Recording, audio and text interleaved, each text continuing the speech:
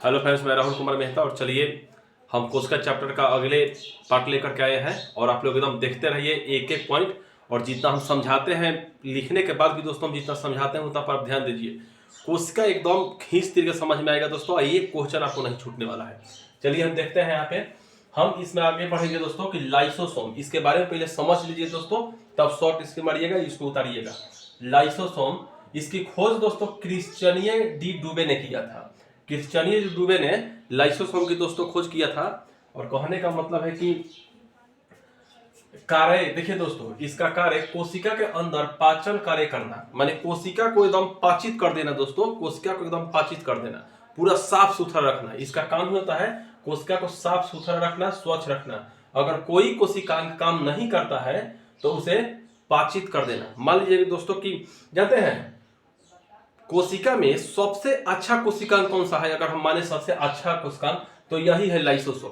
Lysosome दोस्तों जानते हैं अच्छा होने का कारण क्या है कि कोशिका और कोशिकांगों पर, यानी पूरा कोशिका और कोशिकांगों पर अपने नियंत्रण रखता है। नियंत्रण का मतलब नहीं समझे, ये एक प्रकार का शर्त रखता है कि अगर कोई काम नहीं करेगा तो उसे हम नष्ट कर देंगे।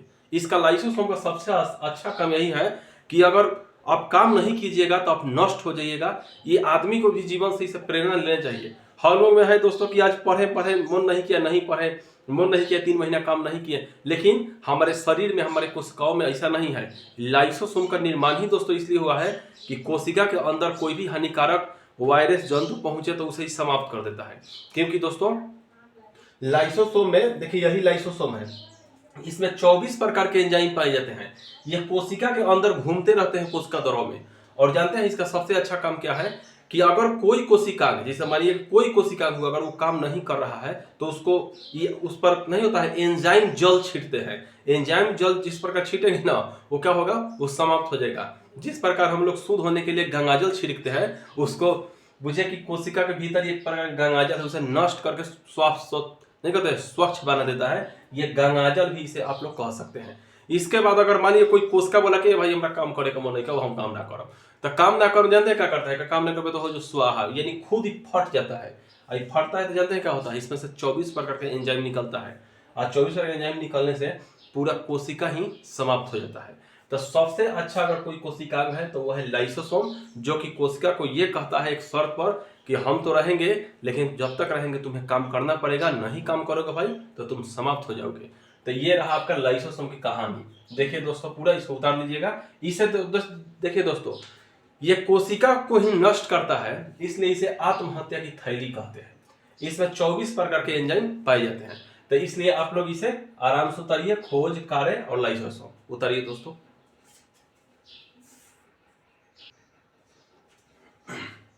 आइए दोस्तों, यहाँ पे हम देखते हैं 3 गो कोशिकांग और यहाँ पे है, जैसे देखिए गोल्जी काय, तारकाय और असधानी। इन तीनों के बारे में हम समझ रहे हैं दोस्तों। गोल्जी काय की खोज कैमिलो गोल्जी ने किया था। कैमिलो गोल्जी, इसका कार्य है पदार्थ का परिवहन करना, यातायात में सहायता करना। देखिए दोस्तों, हमारी जो कोशिका है ना, उसमें प्रत्येक कोशिका का अलग अलग कार्य होता है। आप इस बात को ध्यान से समझ लीजिएगा, एक बार समझिएगा ना दोस्तों तो पूरा माइंड में उतर जाएगा। हम जो बताते हैं उसको पहले ध्यान से समझिए, तब इसको हम समझाएंगे। सबसे पहले देखिए, हमारे कोशिका है उसको आप एक घर मानिए, और घर मानिएगा, और उसका जो केंद्र है उसको मेन गार्जियन में, तो उसको जो कोशिका के जो द्रव है उसमें बहुत सारे कोशिकांग और एक केंद्रक पाए जाते हैं। तो उसमें प्रत्येक का कार्य अलग अलग होता है। जैसे मान लीजिए कि अभी बताए हैं लाइसोसोम, तो लाइसोसोम को कार्य सौंपा गया कि लाइसोसोम भाई तू क्या करेगा। तो लाइसोसोम बोला कि देखो भैया, हम ऐसा कर सकते हैं कि हम पूरा कोशिका को साफ सुथरा रखेंगे, और जो काम नहीं करेगा ठीक से उसको नष्ट कर देंगे। तो बाद में उस पर नियम लगा, उस पर एक और नियम लगा दिया गया कि ये काम करो, अगर ये पूरा घर निर्जीव हो जाएगा, पूरा घर सुस्त हो जाएगा, तब पूरा घर में हम बम से उड़ा देंगे। अब बम से उड़ाने का मतलब हम खुद फट जाएंगे। ठीक ना। अब चलिए, तब तो लाइसोसोम होगा। उसके बाद माइटोकॉन्ड्रिया बोला गया कि भाई तुम कौन काम करेगा। तो बोला कि देखो एक काम कीजिए भाई लोग, हमको सांस ले, यानी हम ऊर्जा उत्पन्न करेंगे, तो हम लोग तुम सब जियोगे, ऊर्जा उत्पन्न करेंगे तब, क्योंकि घर में दोस्तों एनर्जी चाहिए, एनर्जी खाना बनाने के लिए गैस सिलेंडर चाहिए ना, उसी प्रकार तो जो माइटोकॉन्ड्रिया होता है उसको ऊर्जा के लिए छोड़ दिया गया। तुम्हारा काम ही है ऊर्जा उत्पन्न करना, जितना मन करे ऊर्जा उत्पन्न करो। उसके बाद दोस्तों हम लोग चले एथी पर, अंतःपर्दवी जालिका। अंतःपर्दवी जालिका बोला कि देखो हम अपने आप में दो चीज हम काम कर सकते हैं। एक हम कर सकते हैं कि वसा कार्बोहाइड्रेट का संश्लेषण कर सकते हैं, जितने वसा कार्बोहाइड्रेट होंगे उनका संश्लेषण करेंगे, और हम प्रोटीन के लिए अपने एक आदमी को रखेंगे। यानी प्रोटीन के लिए जो नहीं करता है, कुछ काम पूरा कमवा ले लेता है, आप कुछ काम नहीं होता तो कुछ आदमी रखता है, तो वो दो प्रकार के हो जाता है, एगो चिकनी एगो खुरदरी। तो खुरदरी पर वो खुरदरी थोड़ा रहता है, वो आदमिया के ऊपर रखता है। जैसे शोले फिल्म में सांभा ऊपर बैठा है पहाड़ पर, और जब पूछता है हमें कितना इनाम रखा है तो बोला 50,000। तो उसी प्रकार अंतर्वेदी जाली का एक सांभा को रखता है अपने ऊपर, इसे बंदूक लेकर रहता है, और वो क्या करता है, प्रोटीन का संश्लेषण करता है। यानी जो राइबोसोम है दोस्तों, वो प्रोटीन एवं अम्ल का बना होता है, और उसका काम होता है, उसको काम सौंप दिया गया, तुम केवल प्रोटीन का संचय करो, हमें देना है कोशिका में। ऐसे ऐसे दोस्तों सारे कोशिकाओं का अपना अपना कुछ कोशिकाओं का काम होता है। और उसी प्रकार हम यहाँ पे 3 और लेकर के आए हैं कि तारकाय। देखिए गोल्जी काय तो बता दिए, गोल्जी काय का काम है दोस्तों कि जैसे मानिए उसमें शोषण हुआ या सब कुछ हो गया, तो उसको ढोएगा कौन, तो वो सौंप दिया सब गोल्जी काय कौन, कि गोल्जी भाई तो हर काम बा कि तू ढो सबके ले जा, यातायात का प्रबंध करो, सहायता करो। तो अगर आपसे कोई क्वेश्चन पूछ ले अगर एग्जाम में कि यातायात का प्रबंधक किसे कहते हैं, तो बोलिएगा गोल्जी काय यातायात का प्रबंधक है। अब चलिए तारकाय। तारकाय का काम है दोस्तों केवल जंतु कोशिका में पाए जाते हैं। तारकाय जंतु कोशिका में पाए जाते हैं, इसकी रचना बेलन जैसी होती है। देखिए दोस्तों हमारे कोशिका में तारकाय ऐसे बेलन जैसे होते हैं, ऐसे बेलन जैसे जहां होते हैं ना, ऐसे बेलन की तरह होते हैं। बेलन देखे हैं ना, हाँ, तो बेलन की तरह ऐसे ऐसे होते हैं तारकाय। ये केवल जंतु कोशिका में होता है। यह कोशिका का विभाजन में मदद करती है और केंद्र के पास रहती है। यह बेलन लेकर के, और बेलन जैसी तो होइबे करती है, अब कोशिका जब विभाजित होता है, तब विभाजित जब नहीं होता है ना, तब बेलन से मारती है। अब समझ गए हैं ना, तो बेलन से मारने का मतलब तारकाय का काम होता है जंतु कोशिका में रहो, और जब कोश केंद्र के पास रहो तो केंद्र बोला कि भाई, अच्छा एक बात बताइएगा, कोशिका विभाजन में मुख्य काम कौन निभाती है, केंद्र। तो केंद्र बोले कि हम कोशिका विभाजन मुख्य काम तो निभाइबे करेंगे, लेकिन हमारे सहायता के लिए तो कोई चाहिए। तो तारकाय बोला कि एक काम करिए, बेलना लेके हम खड़ा हैं, देखिए ऐसे बेलना लेके, हाँ हम रहेंगे खड़ा, सलाह नहीं होगा तो उसको मारेंगे। तब क्या होगा, उसको कहने का मतलब है कि तारकाय का काम हो गया कि तुम बेलना लेके खड़ा रहना, यानी बेलन की तरह रहना, जब थोड़ा सा भी डिस्टर्बेंस हो तो मेरी सहायता करना, जो डिस्टर्ब करो उसे बेलना से मारना। ऐसे ऐसे तारकाय का काम सौंपा गया कि तुम बस केंद्र का मदद करेगा कोशिका विभाजन में। जान गए दोस्तों। अब आइए रसधानी। रसधानी का दोस्तों काम है कि यह निर्जीव होता है। रसधानी निर्जीव है, इसमें एक तरल पदार्थ भरा होता है। रसधानी में दोस्तों एक तरल पदार्थ भरा होता है जो कि एक झिल्ली से घिरा होता है। रसधानी एक प्रकार का द्रव पदार्थ भरा होता है जिसमें कोशिका रस रहता है। कोशिका रस में देखिए दोस्तों, आप समझिए मोटा मोटी, हमारे जो कोशिका है उसमें एक रसधानी होता है, और रसधानी झिल्ली से घिरा होता है। और रसधानी के अंदर एक प्रकार का द्रव, रसधानी में एक प्रकार का द्रव भरा होता है, जिस द्रव में यहाँ पे देखिएगा जल, खनिज लवण और कार्बोहाइड्रेट उसमें भरे होते हैं, ठीक ना। यह पादप कोशिका में बहुत बड़ा होता है, यानी रसधानी दोस्तों पादप कोशिका में बहुत बड़ा होता है और जंतु कोशिका में बहुत छोटे होते हैं, ठीक ना। क्योंकि जंतुओं अपना जो पानी, खनिज लवण है, ये हम लोग बाहर से तो उपलब्ध करा लेते हैं, लेकिन जो पेड़ पौधा है उनमें जल की ज्यादा आवश्यकता होती है, इसलिए उसमें होता है रसधानी। उसका नाम है रसधानी, यानी रसों का संग्रह करने वाला, यानी पानी का संग्रह करने वाला, द्रव पदार्थ का संग्रह करने वाले को हम रसधानी बोलते हैं। याद रखिएगा दोस्तों। आप इसका शॉर्ट स्क्रीन ले लीजिए, आगे उतारिए।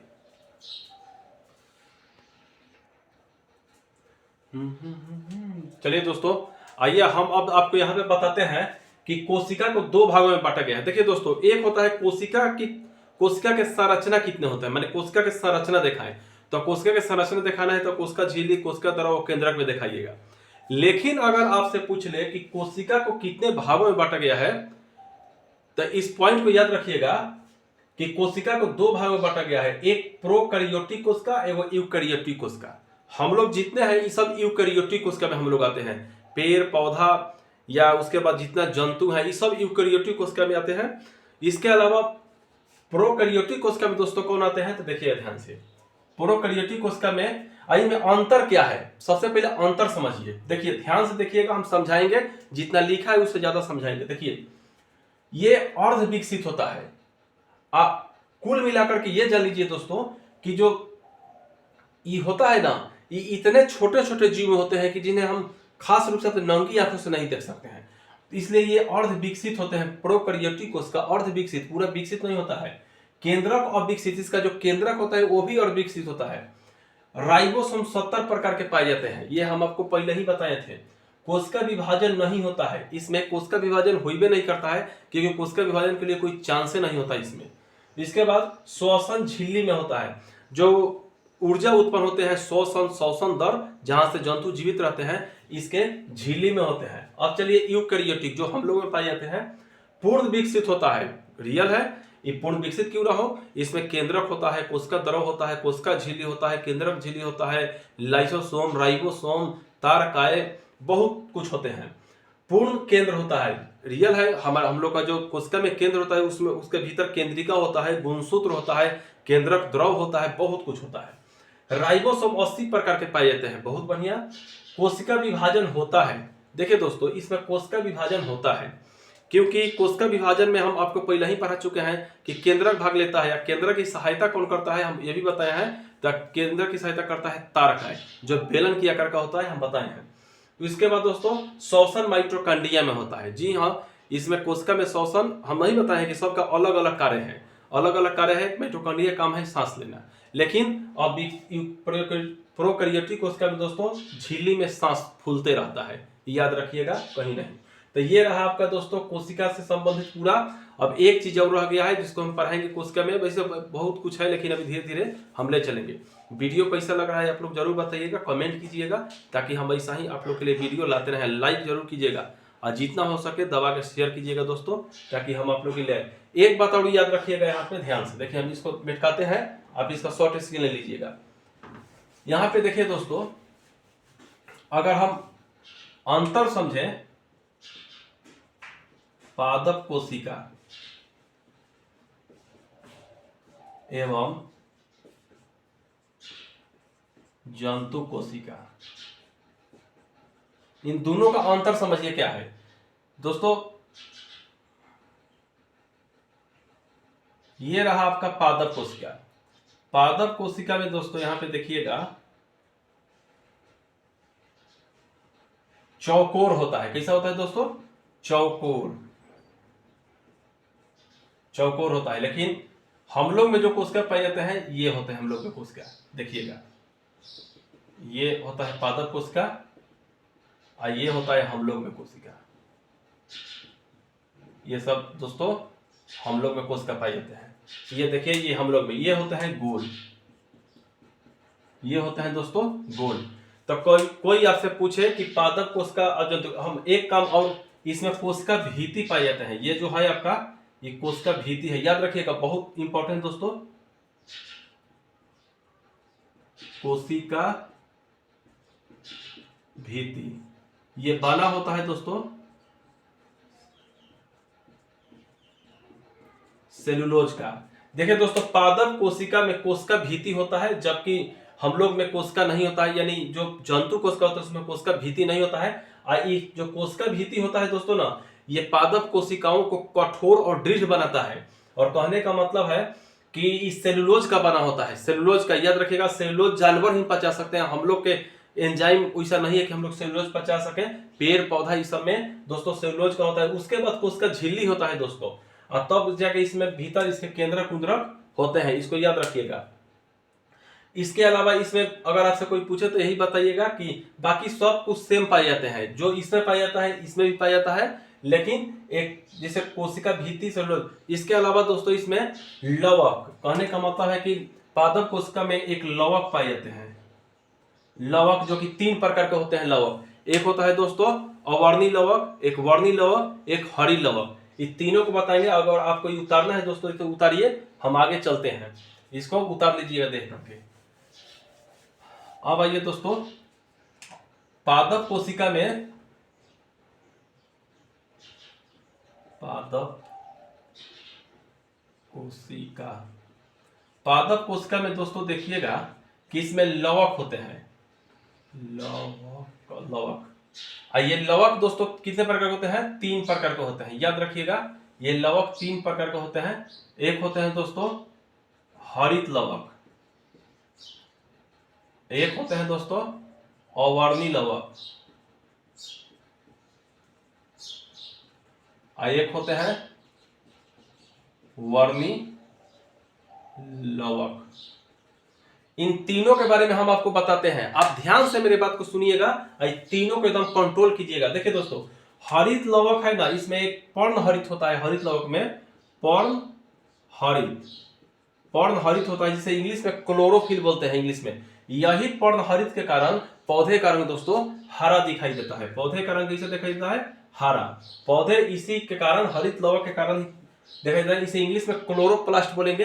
क्लोरोप्लास्ट के अंदर दोस्तों पर्ण हरित यानी क्लोरोफिल रहता है, और क्लोरोफिल के कारण पौधे हरे दिखाई देते हैं। इसके अलावा पर्ण हरित से ही दोस्तों, पर्ण हरित से ही यानी क्लोरोफिल के कारण ही प्रकाश संश्लेषण के कारण पौधे अपना भोजन कार्बोहाइड्रेट बनाते हैं। ये आप पढ़े होंगे, नहीं पढ़ेंगे तो हम बायोलॉजी में आगे पढ़ाएंगे आपको। यानी ये इसके कारण दोस्तों क्या होता है?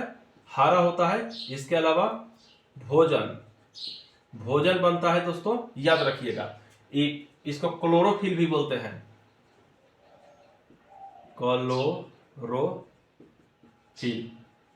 क्लोरोफिल। इतना याद रखिएगा कि हरित लवक यानी क्लोरोप्लास्ट इंग्लिश में बोलते हैं। इसके बाद इसमें पर्ण हरित यानी क्लोरोफिल होता है। क्लोरोफिल के कारण पौधा हरा दिखाई देता है।